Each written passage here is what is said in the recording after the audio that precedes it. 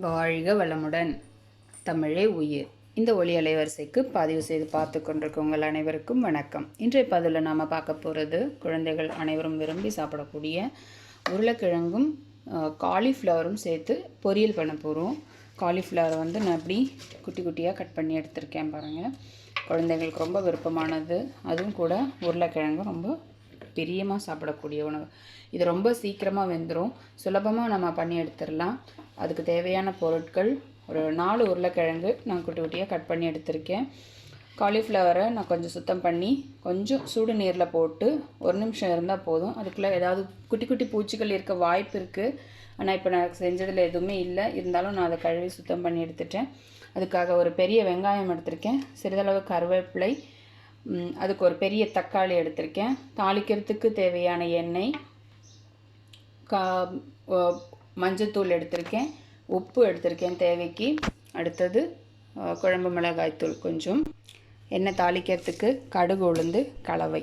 இதை இறக்கும்போது கொத்தமல்லி போட போகிறோம். வெங்காயம் தக்காளி எல்லாம் வதக்கிடலாம். அதுக்கு ஒரு சட்டியை வச்சுக்கலாம். நம்ம சட்டி ரெடியாக இருக்குது, அதை ஆன் பண்ணிவிட்டு நம்ம எண்ணெயை சேர்த்துடலாம். நான் இதுக்கு தேங்காய் எண்ணெய் பயன்படுத்த போகிறேன். பெரும்பாலும் என்னுடைய சமையலில் நான் நிறைய பயன்படுத்துறது தேங்காய் எண்ணெய். காரணம், நான் தேங்காய் எண்ணெய் வீட்லேயே செய்கிறதுனால. நான் அந்த சட்டி எடுத்துகிட்டு வேறு சட்டி வச்சுட்டேன், ஏன்னா அது வேறு ஒரு சமையலுக்கு தேவைன்றதுனால. இந்த சட்டி சூடாயிட்ருக்கு. இதுக்கு தேவையான எண்ணெய் சேர்த்துக்கலாம். 2 ஸ்பூன் சேர்த்துக்கலாம். உருளைக்கிழங்கெல்லாம் நம்ம வறுக்க போகிறோம், அதனால் அதில் எண்ணெய் அதிகமாக இருந்தால் நல்லாயிருக்கும். 2 டேபிள் ஸ்பூன் அளவுக்கு அதை சேர்த்துக்கலாம். எண்ணெய் சூடாகட்டும். எண்ணெய் சூடாகிடுச்சு. நம்ம அதில் 1 ஸ்பூன் கடுகு, உளுந்து, கலவையை சேர்த்துடலாம்.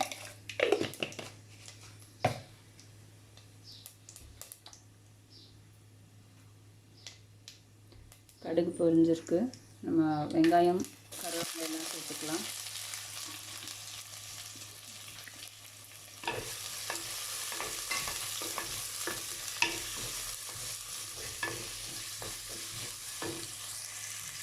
வெங்காயம் வதங்கிடுச்சு. இப்போ தக்காளி சேர்த்துக்கலாம்.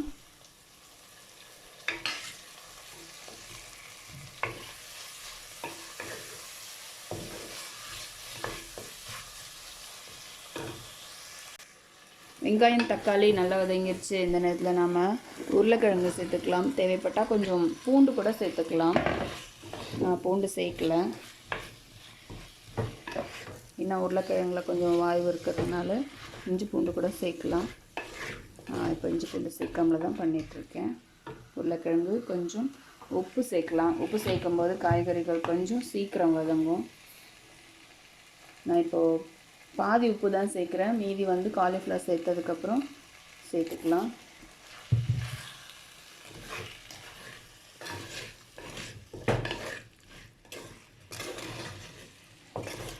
இப்போ இதை எண்ணெயிலேயே நம்ம உப்பு சேர்த்துருக்கிறதுனால கொஞ்சம் காய் வதங்கட்டும். இப்போ இதை நம்ம கொஞ்சம் மூடி வைக்கலாம்.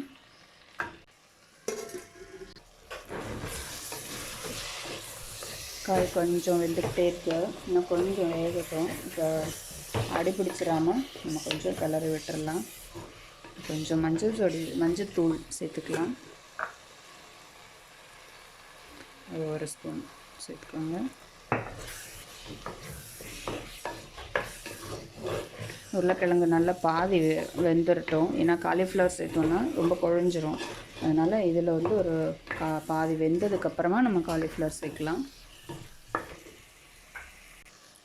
உருளைக்கிழங்கு நமக்கு பாதி அளவு வந்துடுச்சு. இந்த நேரத்தில் நம்ம காலிஃப்ளவர் சேர்த்துக்கலாம். பார்க்கும்போது பாருங்கள், சட்டி நிறைஞ்ச மாதிரி தெரியுது. வதங்கின உடனே பாதி ஆகிடும். இதில் நம்ம தண்ணிலாம் எதுவும் விட வேண்டாம். நம்ம தண்ணி விட்டு கழுவி வச்சுருக்கோம், அதுவே இதுக்கு போதும். இது வேக வேக நல்லா வதங்கி குறைஞ்சிரும். இப்போ நான் பாதி உப்பு சேர்த்தேன் இல்லையா, இப்போ இதுக்காக நான் மீதி உப்பும் சேர்த்துடலாம். அதில் நான் ஏற்கனவே 1 ஸ்பூன் சேர்த்துருக்கேன். இப்போது நான் அந்த காலிஃப்ளவருக்காக ஒரு 1/2 ஸ்பூன் சேர்க்க போகிறேன். போதும். இப்போ இந்த காலிஃப்ளவர் கொஞ்சம் வதங்கட்டும். அதுக்கப்புறமா நம்ம மிளகாய் பொடி சேர்த்துடலாம். அதுக்கு தண்ணிலாம் எதுவும் விடலை, அப்படியே வதங்கட்டும். காலிஃப்ளவர் சேர்ந்து கொஞ்சம் நல்லாவே வதங்கிக்கிட்டு இருக்கு. இந்த நேரத்தில் நம்ம தேவையான மிளகாய் தூள் சேர்த்துடலாம். நான் இது வரைக்கும் இன்னும் தண்ணி விடலை, ஆனால் சிம்மில் வச்சுருக்கேன். சிம்மில் வச்சு சமைக்கும்போது அடிப்பிடிக்கக்கூடிய வாய்ப்பு ரொம்பவே கம்மி. அதனால் வேகும்போது அது தண்ணியை அந்த உப்பு சேர்த்ததுனால அதுவே நல்லா வதங்கிடும். இப்போ நான் இதுக்கு மிளகாய் தூள் சேர்க்க போகிறேன். நான் பச்சை மிளகாலாம் போடலை, அதனால் நான் வந்து ஒரு 2 ஸ்பூன் சேர்த்துக்கிறேன். இப்போ இந்த மிளகாய்த்தூள் வாசம் போகிற வரைக்கும் நம்ம இதை மூடி வச்சு சமைக்கணும். இதை வந்து ரொம்ப ஹையில் வச்சிட்டிங்கன்னா என்ன ஆகிடும்னா மிளகாய்த்தூளெல்லாம் கீழே போயிட்டு அடி பிடிச்சிக்க வாய்ப்பு இருக்குது. நம்ம தண்ணி வேறு சேர்க்கல, அதனால் இது வந்து நம்ம ரொம்ப சிம்மில் வச்சு சமைக்கலாம். பொறுமையாக வந்து வேகும். இப்போ மூடி வச்சிடலாம். நம்மளுடைய காலிஃப்ளவர் ப்ளஸ் உருளைக்கிழங்கு சேர்ந்து ரொம்ப அருமையாக வெந்துருச்சு. இப்போ தயாராகிடுச்சு. இப்போ நம்ம அடுப்பை நிறுத்திடலாம். இது வந்து பார்த்திங்கன்னா முழுசும் வேக வைக்கல, ஒரு 90% வேக வச்சுருக்கேன் காலிஃப்ளவர். உருளைக்கிழங்கு ஏற்கனவே ஒரு 50%, இப்போ ஒரு 40% நல்லா வெந்திருக்கு. இன்னும் குழஞ்சி போயிடும் இன்னும் கொஞ்சம் வேக வச்சோன்னா. அதனால் இதுதான் சரியான பதம். சாப்பிடும்போது பார்த்திங்கன்னா நல்ல முத்து முத்தாக நல்லாயிருக்கும். இந்த நேரத்தில் நம்ம கடைசியாக வச்சுருக்க கொத்தமல்லி கொஞ்சம் தூவிக்கலாம். அவ்வளோதான். இப்போது நான் அடுப்பை நிறுத்திட்டேன். ஏற்கனவே நம்மளுடைய காலிஃப்ளவர் உருளைக்கிழங்கு பொரியல் ரொம்ப அருமையாக தயாராகிடுச்சு. இதே போல் நீங்களும் மண் சட்டியில் சமைச்சு நல்லா சாப்பிட்டு ஆரோக்கியமாக வாழலாம். வாழ்க வளமுடன். ஆரோக்கிய வாழ்வே அளவற்ற செல்வம்.